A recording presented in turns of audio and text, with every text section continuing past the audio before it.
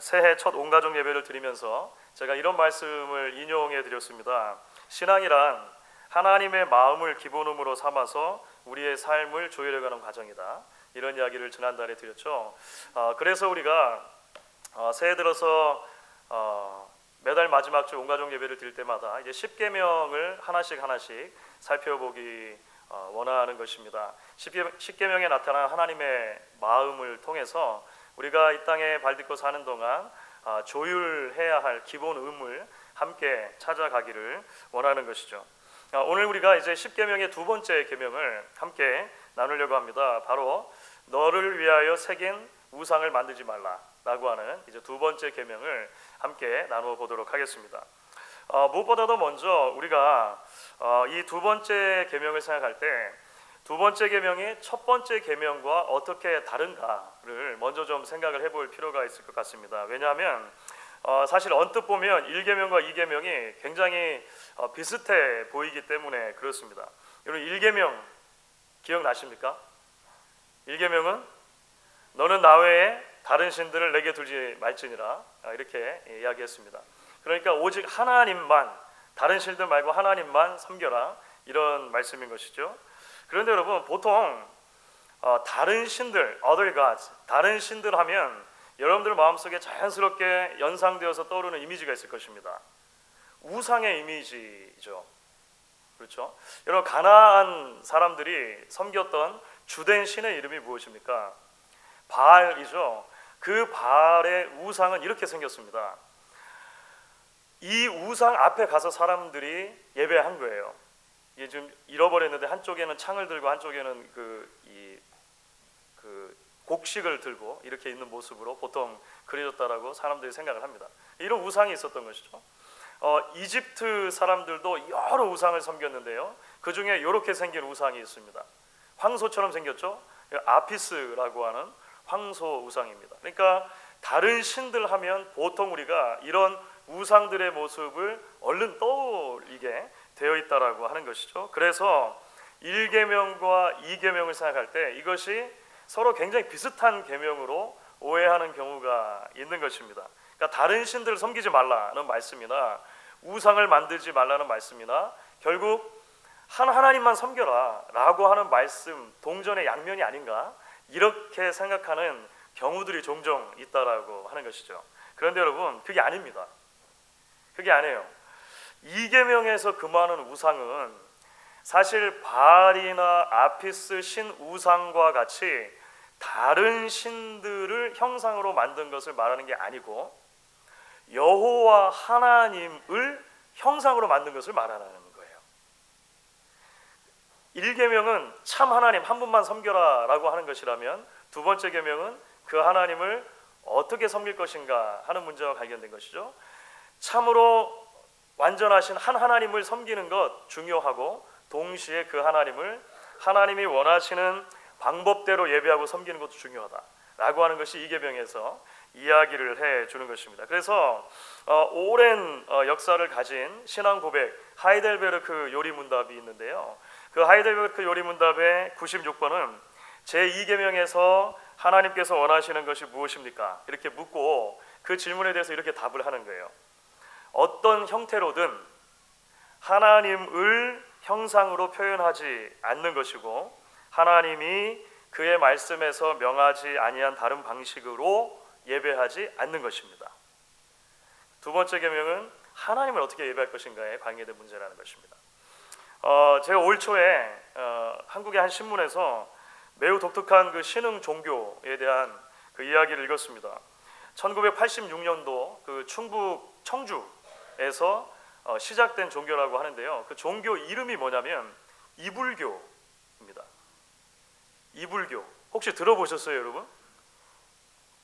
왜 도대체 이 종교를 이불교라고 할까요?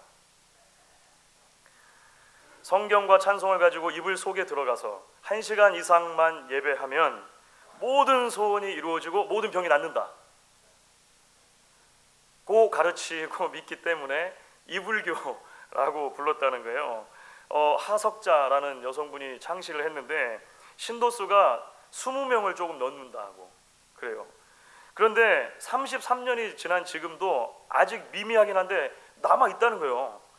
아직도 실제로 존재하는, 한국에 실제로 존재하는 종교이고, 그 창시자분도 80을 훨씬 넘기셨는데 아직 정정하시고, 그래서 이제 마을회관 같은 데를 돌아다니시면서 이렇게 쌀이나 이렇게 캔디 같은 거 이렇게 나눠드리면서 전도 활동도 계속 하신다고 그래요. 아직도. 그래서 실제로 존재하는 종교로 한국에 등록이 되어 있다는 이야기를 들었습니다. 여러분, 물론 기도도 좋은 것이죠. 예배도 좋은 것입니다. 그런데 생각해보면 참 안타까운 일이죠. 왜냐하면 천지를 지으신 하나님이 그만 이불 속에 갇혀버렸습니다. 하나님께로 우리를 이끌어줄 은혜의 방편인 말씀과 기도가 이불 안에 갇혀버린 거예요. 여러분, 무엇이 문제일까요? 이 이불교 이야기를 들으면서 뭐가 가장 큰 문제라고 생각하십니까? 신앙의 중심이 하나님이 아니라 나에게 있다는 게 문제인 것이죠. 그렇죠? 내 소원이 이루어지고 내 병이 낫고 내가 잘 되는 것을 신앙의 가장 기본 의무로 삼은 것입니다. 그렇기 때문에 천지를 지으시고 우리를 구원하시고 우리에게 풍성한 것을 약속해 주신 그 하나님이 이불 안에 갇히시게 되어진 것입니다. 여러분, 이 계명에서 금하고 있는 것이 바로 이런 종류의 신앙을 말하는 거예요. 그렇죠? 신앙의 이름으로 자신의 유익만을 실컷 구하면서 하나님을 바르게 섬기고 있다고 말하지 말라는 것입니다. 하나님을 좀 감동시켜드려서 나에게 하나님께서 호의를 베푸게 할 요량으로 하나님께 예배하고 있다면, 기도하고 있다면, 봉사하고 있다면 그것은 신앙의 첫 단추부터가 잘못 끼워진 것이다. 오늘 이 계명에 그렇게 이야기를 하는 것입니다. 여러분, 사실 그것이 고대 모든 종교의 우상의 특징입니다. 여러분, 왜 우상을 만들까요? 이 우상은 일종의 변압기에 비유할 수 있습니다. 그 영어로는 트랜스포머라고 하는데 한국에서는 그 일본식으로 오래전부터 도란스라고 많이 불렀습니다. 도란스 생각나시죠? 도란스. 여러분, 그 트랜스포머가 뭐 하는 겁니까? 변압기가 전기의 압력을 바꿔주는 것입니다. 말하자면 여러분, 전기는 보이지 않는 힘이에요. 그렇죠?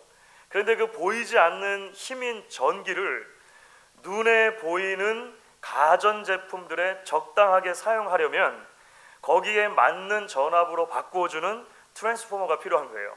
변압기가 필요한 거예요. 그렇죠? 예를 들면 이런 것입니다. 미국은 보통 전압을, 어떤 전압을 쓰죠? 그 몇 볼트 전압을 쓰죠? 110볼트 쓰지 않습니까? 한국은 보통 220볼트 쓰지 않습니까? 그래서 한국에서 쓰시던 냉장고를 미국에 가져와서 사용하시려면 뭐가 필요한 거죠? 도란스가 필요하지 않습니까? 못 쓰니까 그것을 맞춰서 바꿔줄 트랜스포머가, 변압기가 필요하다라고 하는 거예요. 결국 변압기의 역할이 무엇입니까? 트랜스포머의 역할이 무엇입니까? 전기를 통제하는 거예요. 그렇죠? 전기의 힘을 내가 원하는 방식으로, 만큼으로 통제해서 사용하는 것이죠. 사람들이 우상을 만든 이유도 마찬가지라고 생각하시면 됩니다. 여러분, 바알, 예를 들어서 바알은 폭풍과 비의 신입니다. 아까 말씀드린 것처럼 한 손에는 그래서 폭풍처럼 생긴 창을 들고 있고 다른 한 손에는 이 곡식을 들고 있는 모습이에요. 보통은 농경 사회에서 가장 중요한 자연 현상이 있다면 그래서 비입니다. 비가 잘 내리면 농사가 잘 되고 비가 내리지 않으면 농사를 망치기 때문에 그렇습니다. 비는 곧 식량이고 비는 곧 생명이다. 아마 이렇게 이야기할 수 있겠죠. 그러니 내가 원하는 때에 비가 적당히 올 수 있도록 컨트롤할 수 있다면 가장 좋겠죠. 얼마나 좋겠습니까? 그러한 열망과 소망이 우상을 만들어내는 거예요. 그렇죠? 우상을 만들어 놓고 그 바알 우상 앞에 제물과 갖다 바치고 예배하고 하면서 날씨를 통제해보고 싶은 것입니다. 우리의 인생을 통제해보고 싶은 것이죠. 그러면 조금 더 나아가면 이것은 신을 내 유익에 따라 통제하고 싶은 열망이 우상으로 나타났다라고 이야기할 수 있는 것이죠. 우상은 결국 도란스와 같은 것입니다. 트랜스포머 같은 것이다 이야기할 수 있을 것입니다. 그런데 여러분, 때로 우리가 하나님도 이런 방식으로 섬기는 경우들이 생기게 됩니다. 현재 미국 대통령인 트럼프 대통령의 그 영적인 멘토라고 소위 말하는 여러 목사님들이 있어요. 그 중에 폴라 화이트라고 하는 여성 목사님이 계십니다. 조엘 오스틴 목사님과 더불어서 소위 말하는 번역의 복음, Prosperity Gospel이라고 하죠. 번영의 복음을 가장 열렬하게 지지하고 전파하는 사람으로 그렇게 알려져 있습니다. 그 폴라 와인 목사님이 올 초에 자신의 미니스트리, 그 미니스트리 이름이 폴라 와인 미니스트리인데 그 웹사이트에다가 이런 광고를 올렸습니다.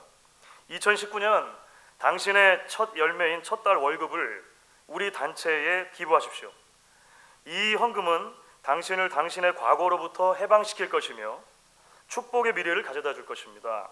하나님께서는 모든 것을 가능하게 할 것이고 초월적인 회복과 발전을 가져다 줄 것임을 보장합니다. 그 다음에 이제 이렇게 덧붙였습니다. 경고성 멘트인데요. 덧붙였어요. 지금 바로 헌금 버튼을 누르고, 웹사이트니까 버튼을 누르고 당신의 첫 열매를 하나님께 바치기 바랍니다. 만일 첫 열매를 바치지 않아서 하나님께서 당신의 삶에 들어오셔서 간섭하지 않는다면 당신에게 어떤 일이 일어날지 나는 장담할 수 없습니다. 여러분, 이런 메시지에 절대 아멘 하시면 안 됩니다. 혹시 아멘 하고 싶으셨더라도 절대 하시면 안 돼요. 예, 왜냐하면 이것은 사실 성경이 말하는 신앙과 전혀 다른 종류의 신앙이기 때문에 그렇습니다. 사실 폴라 와인 목사가 이야기하는 메시지는 엄밀하게 말하면 바알과 아세라 종교에서 말하는 종교적인 언어와 똑같이 닮아 있습니다. 똑같이 닮아 있어요. 성경은 여러분 한 번도 헌금을 하나님의 호의를 얻어내기 위한 방편이라고 말하지 않습니다. 그렇죠? 오히려 하나님이 주신 은혜에 감사하는 믿음의 고백이죠. 우리의 반응이라고 하는 것을 성경에 끊임없이 이야기를 해요. 헌금만 그렇습니까? 우리 예배도, 우리의 기도도, 우리의 봉사도, 우리의 헌신도, 우리의 모든 삶 전체가 사실 그렇다는 것을 성경이 누누이 강조해서 이야기하지 않습니까? 그렇다면 여러분, 조금 더 긍정적인 면에서 하나님께서 우리에게 원하시는 예배를 어떻게 이야기할 수 있을까요? 정말 많은 것을 이야기할 수 있습니다만 오늘 아주 간략하게 두 가지만 여러분들과 나누기를 원합니다. 첫 번째로 그것은요, 영이신 하나님께 영과 진리로 예배하는 것이다 라고 우리가 요약할 수 있을 것입니다. 예수님께서 분명히 말씀하신 부분이죠. 요한복음 4장을 보시면 예수님께서 말씀하셨습니다. 하나님은 영이시니 예배하는 자가 영과 진정으로 예배할지니라. 하나님이 영이시다는 말이 무슨 말일까요? 하나님은 눈에 보이지 않는 영원히 자유롭고 영원히 무한하시고 영원히 거룩하신 분이라고 하는 거예요. 그런데 그 하나님이 유한하고 연약하고 작은 우리의 예배를 받기를 원하신다는 것이죠. 문제가 있습니다. 어떻게 유한하고 작은 이 땅에 발 딛고 사는 우리가 영원하신 무한하신 하나님을 예배할 수 있냐는 거예요. 죄인인 우리가 어떻게 거룩하신 하나님을 예배할 수 있냐는 거예요. 그래서 영과 진리로 예배하는 것이 중요하다는 것입니다. 하나님의 영이신 성령의 인도하심을 따라 거룩하신 하나님께 나아가는 예배가 필요하다는 거예요.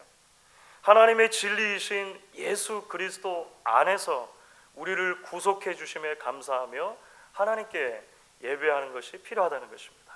예배란 결국 무엇이냐면 원수되었던 죄인을 구원하셔서 하나님의 자녀로 삼아주신 그 하나님의 은혜에 대한 고백 그리고 결단의 자리이기 때문인 것입니다. 여러분, 두 번째로는 이렇게 이야기할 수 있을 것 같습니다. 하나님이 우리에게 원하시는 예배, 그것은 조금 더 나아가서 우리의 삶 전부를 하나님이 기뻐하시는 제물로 드리는 예배다 이야기할 수 있을 것 같아요. 이것은 바울이 아주 잘 요약을 하죠. 우리가 사랑하고 잘 아는 말씀, 로마서 12장 1절 말씀입니다.